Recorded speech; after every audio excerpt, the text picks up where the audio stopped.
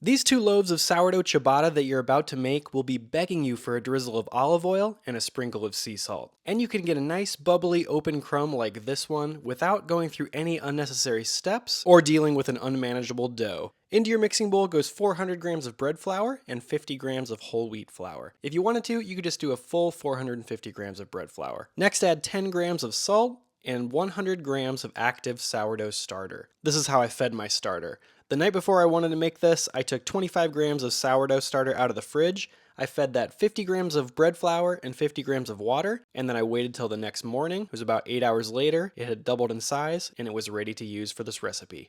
For the last ingredient, add 350 grams of water, which will bring this dough to 80% hydration. It'll still be very manageable. And no, I'm not putting olive oil because I looked up some of the oldest ciabatta recipes and they don't seem to include olive oil, so we're just going a lean dough. Mix everything together thoroughly with a fork to hydrate the flour and to incorporate the starter in with the rest of the dough. Eventually, you'll get a dough that looks something like this. It's one solid mass of dough, but it doesn't hold together very well. It rips pretty easily. So instead of kneading this wet dough by hand or putting it in a stand mixer, let it rest on your counter for 30 minutes and then we'll give it some stretch and folds. After the half-hour rest, the dough will hold together a lot better and you can do your first set of stretches and folds. If you've never done this before, just pick up an edge of the dough, stretch it up in the air, and fold it over the middle of the dough. Then keep going around the dough, stretching an edge up in the air, and folding it over the dough. Keep going around, stretching and folding, stretching and folding. I did this for a total of 9 times, and then I covered the dough up and let it rest for another 30 minutes. After the second 30-minute rest, the dough is going to hold together a lot better and be a lot smoother.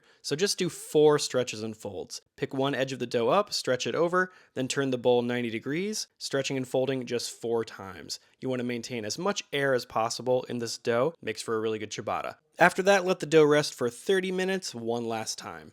A half hour later, it's time for the last set of stretch and folds. You can do the stretch and folds in the same mixing bowl, but I prefer to do them in this square glass container. The glass will allow me to see through the sides and see how much the dough is rising during the first rise, and the square container will make shaping these rectangular ciabatta really easy. So grease a square container with a little bit of olive oil like this one, transfer your dough inside, and give it 4 last stretch and folds. Flip the dough over, flatten it out a little bit, and cover it up, and now it's ready for its first rise, or the bulk fermentation. Let the dough rise at room temperature on your counter for about 3 to 5 hours, or until it's roughly doubled in size. My dough took about 4 hours to double in size. Yours might be slower or faster than mine, depending on the temperature of your room. You could divide and shape the ciabatta now, but I prefer to move it to the fridge for 8 to 12 hours for a long cold fermentation. I just let it sit there overnight. Then the next morning, this is what the dough looks like. Lots of bubbles underneath, and I know that's going to make great bread. Light, fluffy, and delicious. Get ready for one of the easiest bread shaping techniques of your life. Cover your kitchen counter with quite a bit of bread flour to keep the dough from sticking, then just turn out the dough and let it fall onto that flour. You might have to give it a little bit of help with your hands, but there is your beautiful ciabatta dough. The idea here is to shape this as little as possible. We don't want to mess with those bubbles that are inside the dough. Generously sprinkle what is eventually going to become the bottom of the ciabatta with more bread flour. Get rid of any stickiness that you see or feel. And then take a bench scraper or a regular chef's knife and just cut straight down the middle, evenly dividing the dough into 2 rectangles. Then flip the dough over so that the top is now on the top and the bottom is on the bottom. I'm not sure how much of a difference that actually makes for this bread, but it feels right to me. And then here's all you have to do for shaping. Just round out the corners, making a nice rectangular shaped dough. This is way easier than shaping baguettes or almost any other type of bread. Then just sprinkle the top with a little bit more flour if you feel any stickiness, and that's how you shape ciabatta.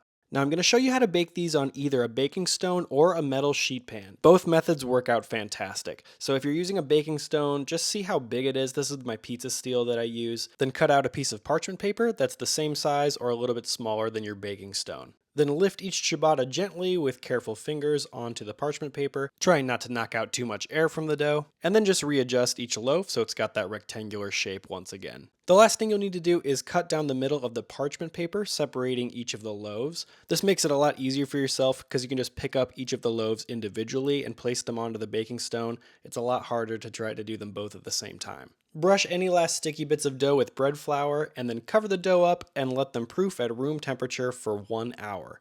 Then 30 minutes before the dough's done proofing, preheat your oven to 500 degrees Fahrenheit with your baking stone in the middle rack of your oven and a metal pan on the lower rack. That'll act as a steam tray. When your ciabatta loaves have proofed, go ahead and load them onto that baking stone on the middle rack. Grabbing the parchment paper on each side, these are pretty easy to load individually onto the baking stone. And they should be nice and puffy after their hour-long proof. Then add some boiling water to your steam tray, careful not to steam your face, and then you can let these bake for 15 minutes at 500 degrees Fahrenheit with that steam.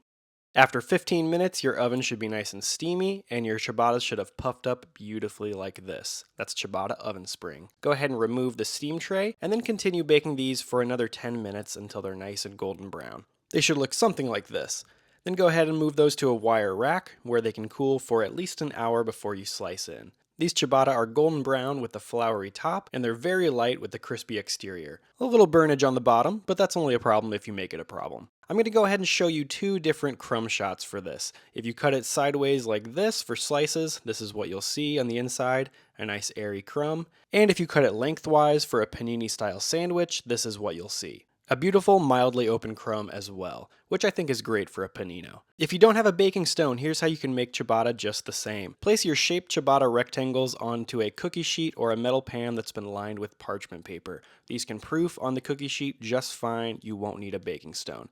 Cover them up and let them proof for an hour, just like the other ones. After an hour, they will be nice and puffy. You can move this baking sheet directly onto your oven rack, no baking stone needed. Add some steam to the steam tray as well, and let these bake at the same temperature, 500 degrees for 15 minutes with steam. 15 minutes later, go ahead and turn your baking sheet around. My oven cooks a little bit unevenly, and yours might too. Then remove the steam tray and let these continue baking for another 10 minutes at 500 degrees Fahrenheit. The ciabatta end up looking beautiful, rustic, and just as good as the stone-baked version. Some people don't want an open crumb in their sourdough bread. They don't want things falling through the holes. But I think ciabatta is the perfect bread for an open crumb. Whether you slather it with butter, drizzle it with olive oil, or make a sandwich, you've still got that crust underneath and on top to stop things from falling through the holes.